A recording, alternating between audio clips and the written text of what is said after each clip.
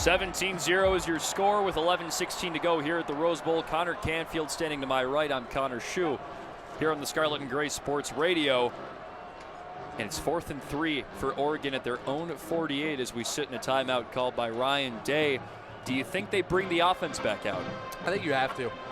You came out there. This is potentially your last chance to make these kinds of decisions this season. You got to play to win the game, and down 3 scores early, I feel like in this 4th and short situation, you got to come back out here and go for it and put trust in your offense, which is indeed what they will do. So they bring him back out there.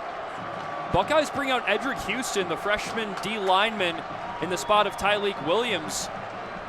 Interesting play there. They've been rotating in and out. I saw Mitchell Melton get a few snaps to start this drive. Hiro Kanu came in on a 3rd down. So Ohio State's really been working the defensive line in and out, probably trying to keep their linemen fresh because you're going to need the pass rush late in this game. And that's why it's interesting in a positive way for Ohio State. Gabriel in the shotgun. 2 receivers on each side. Has Whittington sidecar to his right. Makes 1 clap. Has a receiver in motion. It's Ted Johnson. Gabriel takes the snap, looks left, deep drop, pressure in his face, throws it batted away by Cody Simon, and the Ducks can't convert. And Simon had that in his hands. He had the interception there, but it's no matter for Ohio State. Get off the field. They're on 4th down. They are fired up. And another empty drive for Oregon. 0 for 4 to start. Could you have imagined how this game would have been set up to start this game about 3 hours ago? I mean, what a start for Ohio State. They can't really do anything wrong at this point. They have played nearly a perfect game. 11-11 to go in quarter number 2. 17-zip Buckeyes, and they get the ball back with positive field position. Almost right at the middle, though. At Oregon's 48, Will Howard will start in an empty set. 3 receivers to the right, 2 to the left. Judkins motions into the backfield. Kazmarek and Christian in line now. Agbuka motions in line as well. Lone receiver out to the left is Smith. Judkins gets the carry and moves up to the right side. He's tackled down by Bryce Betcher. Yeah, Judkins, look for Ohio State to really start to get him going, get Henderson going. The pass attack has been worked. Got to imagine Oregon is going to start to defend that pass, which you got to imagine is going to open up for this 2-headed monster in the backfield for Ohio State. It's a 5-yard carry for the Ole Miss transfer. Not a lot of running going on for Ohio State today. 2nd and 5, 10:40 and counting. Howard just inside the right hash line. Agbuka in motion. Takes the snap, takes the handoff to Judkins, rolls left, steps back, deep fire, wide open. Jeremiah Smith into the end zone. That's 2 today for the freshman. Touchdown. And Jeremiah Smith etching his name in Rose Bowl. Knox is pulled. Did inherit those 3 base runners, but Michael Mechna out there to try to quell the fire. Sub-2 ERA in his freshman season for the right-handed reliever. He's been real solid. Can he do it in a high-pressure situation tonight? And talk about a high-leverage situation. You come in, bases are loaded, up by 1 in the 8th inning. And he comes in, had a solid freshman season so far. Sub-2 ERA, 4 strikeouts, 5 walks so far. Just trying to find that ground ball here and get out of this inning. Only 1 down. Bases are loaded. Reggie Bussey on 3rd, Maddox Simpson on 2nd, Trey Lipsy on 1st, Lee Ellis at the dish, Michael Mechna, the new pitcher, on the bump. Knox got a full inning of work and is not allowed to run yet, but if any of the guys on base come across, the runs get tabbed to him. And 2, only 1 down, big thing. Fly ball, you can score on a sacrifice fly, so for Ellis, the only thing is just can't roll over on a ground ball here and ground yourself out of the inning into a double play. Let it be a reminder that he was feet from a home run earlier in this game. Had a pair of base hits in today's first game. Looks like the pitch comm might not be working for Mechna. Fans want him to play ball. Coach Hawksworth is out there giving him a thumbs up, saying, hey, you good? But it looks like he wants to change out. Looks to be an earpiece that they got Ohio State. They use the little wristwatches to get the pitch com. Looks like Oregon going with the earpiece you see in the MLB. Swap that out for a fresh one and ready to play ball. Probably the last thing they want to happen at this point, a malfunction with the pitch com. But here we go. One down, bases loaded, bottom of the 8th. Rockets one out to left field into the glove of Arrows. That'll score a run. It's a tie ball game here at Bill Davis Stadium in the bottom of the 8th. Well, that does the job. Hits it hard and ties the game up. Didn't have to do too much, didn't wait, swung at the first pitch, got one to hit, and just ropes into left field. You'll take that if you're Ohio State, all tied up at 5. Now it's Tyler Petterini, 2 men on.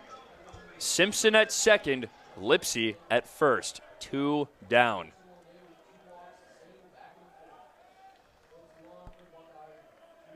Petterini could put Blaine Wink in line for the win.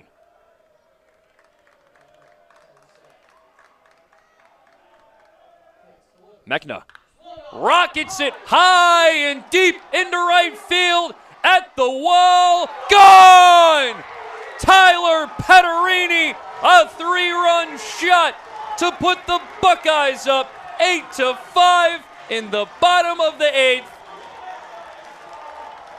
What a doubleheader we've had here at Bill Davis. Ambush. That is what the Buckeyes have been doing this entire inning. Ellis swings. Welcome back to the broadcast here at Scarlet and Gray Sports Radio. Ohio State men's basketball, their second to last game of the season. They're up 51-50 with 15 minutes and 41 seconds to go in the second half on the Nebraska Cornhuskers. Currently, the softball team of Ohio State is throwing T-shirts into the crowd. They're playing their first home series pretty soon. And at the baseball game earlier, their new head coach, Kiran Kumar, threw out the first pitch. It's been a little bit of a media tour for them today. Really has been, and they've had some pretty impressive wins here early on in the season and looking to keep the good times going. Now for the men's basketball team, they held a 6-point lead at half, but Nebraska has made a great effort in this second period to score 11 to Ohio State's 6, and now Juwan Gary at the stripe for a pair of free throws after he was fouling a fadeaway jumper by Devin Royal. Tied his career high with 3 triples today, and really solid offensive showing, Juwan Gary with 15 points. And you refer to it as his legacy game. I think I would agree if he gets a little bit more as he rims out on the first free throw, but we checked out the career high 27 against USC back in January, so he's going to need a pretty great final 15 for that. The way they've been playing here in this second half, I don't see why he couldn't get to that measure, honestly. Gary splits the pair. Here comes Ohio State. Bruce Thornton with the basketball, dribbles with the left, gives for Royal, who gives it up for Mobley Jr. Now Stewart handing off to Thornton. Back to Mobley. A lot of ball movement. Mobley driving in the lane. Floater missed. Stewart put back with 2 hands. Nice on the cleanup. 53-51. Wooster bringing it up. Now Morgan has it up top at the point. Hoiberg high on the right. Bounces it in for Wooster on the right block. Wooster looking for someone to pass it to. Posted up on Parrish. Dribbles out. Swings for Hoiberg. Now it's Gary. Hands off for Williams. 10 seconds of the shot clock. Williams jabs twice. Drives right. On Royal. Steps back. Fades away. And rattles one out. A rare miss from Bryce Williams. Rebounded by Stewart. Here comes Thornton. 14:47 to go. Royal in the paint. Bullies Bryce Williams and puts it in off the glass and a foul. And Devin Royal's so good about being physical in the paint and being able to draw fouls. We've seen it from Bryce Williams tonight, too, with the physicality, but Royal able to draw one there and potentially get a 3-point play. Just put the shoulder into his chest, and Williams similar height, but a little skinnier, couldn't do much about it. Looking for that 3-point play, like you said.